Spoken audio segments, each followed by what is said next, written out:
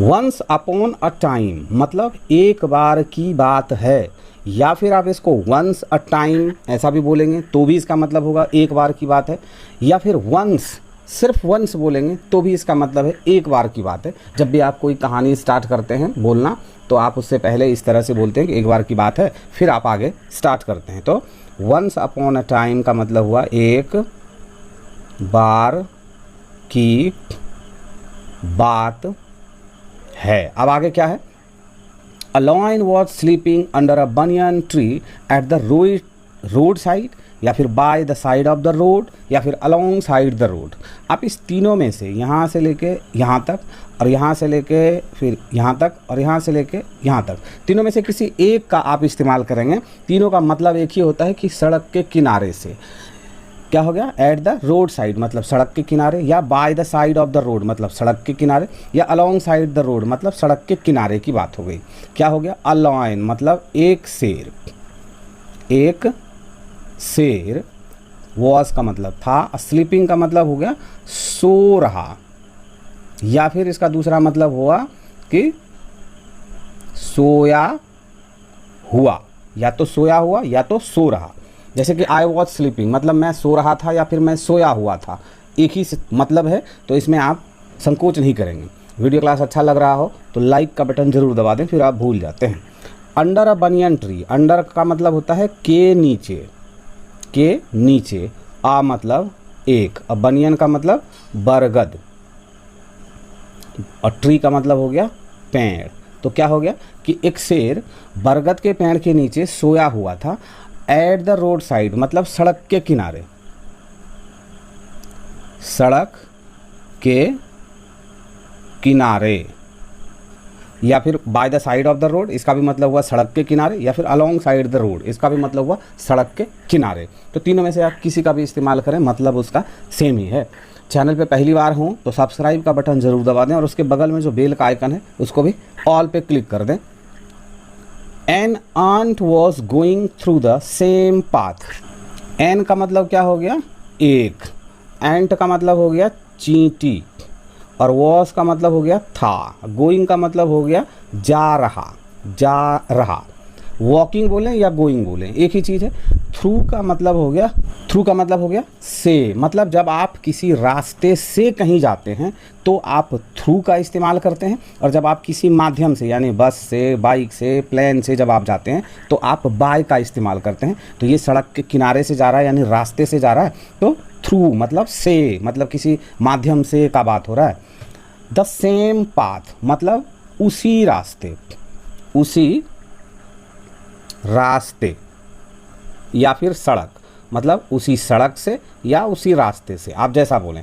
मतलब एक चींटी उसी रास्ते से जा रही थी जहाँ पे वो लॉयन सोया हुआ था।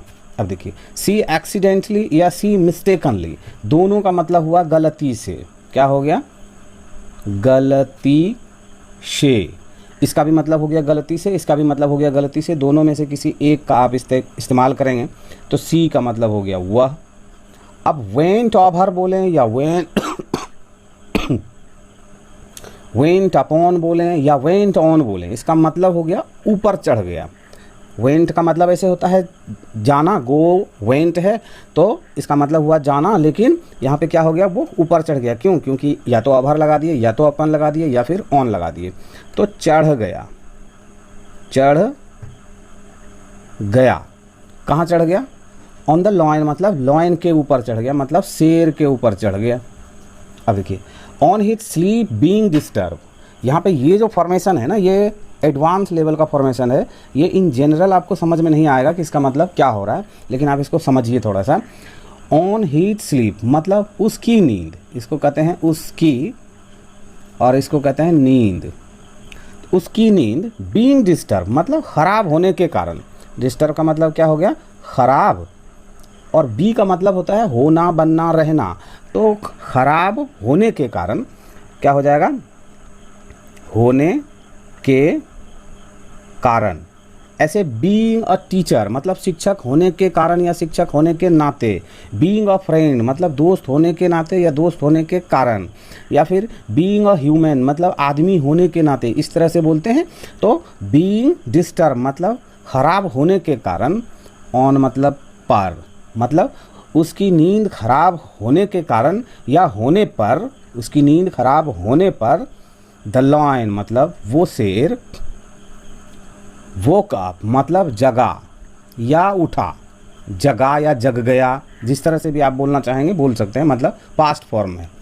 रोरिंग लॉर्ड मतलब दहाड़ा, रोर का मतलब होता है दहाड़ा, लॉर्ड मतलब तेज, मतलब जोर से वो दहाड़ा गुर्राया, इस तरह से। या फिर आप अगर रोरिंग लॉर्ड नहीं बोलेंगे तो विद द लॉर्ड रोर, ये भी बोल सकते हैं, दोनों का मतलब सेम हुआ कि दहाड़ा तेजी से। नेक्स्ट क्या है, ही येल्ड या फिर ही साउटेड, ही मतलब वह, और येल्ड बोले या साउटेड बोले मतलब क्या हुआ, चिल्लाया, चिल्लाया। कौन चिल्लाया, शेर, वह चिल्लाया। एट द एंड मतलब एट का मतलब पर और द एंड मतलब चींटी, मतलब चींटी पर वो दहाड़ा, वो चिल्लाया। How dare you bother me, ये बॉदर है, इसका मतलब होता है परेशान करना, परेशान करना। हाउ का मतलब हो गया कैसे, देयर का मतलब हो गया हिम्मत, और यू का मतलब हो गया तुम, और मी का मतलब हो गया मुझे, मतलब तुमने मुझे परेशान करने की हिम्मत कैसे की। How dare you bother me, तुमने मुझे परेशान करने की हिम्मत कैसे की, ये इस सेंटेंस का मतलब हो गया। द आंट स्टार्टेड शिवरिंग या ट्रेम्बलिंग, मतलब चींटी, वो खास चींटी जो शेर के ऊपर चढ़ गया इसीलिए द लग रहा है, शुरू कर दिया, शुरू कर दिया। शिवरिंग बोलें या ट्रेम्बलिंग बोलें, इसका मतलब होता है कांपना। क्या हो गया इसका मतलब, कांपना, मतलब चींटी ने कांपना शुरू कर दिया जब वो उस तरह से चिल्लाया और उसने कहा कि how dare you bother me, मतलब तुमने कैसे हिम्मत की मुझे डिस्टर्ब करने का, मुझे परेशान करने का। तो चींटी डर से कांपने लगी। With the fear of death, मतलब विद का मतलब हो गया शे, फियर मतलब डर, ऑफ मतलब के या का या की, कुछ भी होता है, तो जो सेंटेंस में आपको फिट हो उस तरह से आप लगाएंगे। डेथ मतलब क्या हो गया, मौत, मतलब मौत के डर से चींटी कांपना शुरू कर दिया। इस तरह से ये एक प्यारा सा छोटा सा वीडियो था, ये यहाँ पे द एंड हो गया।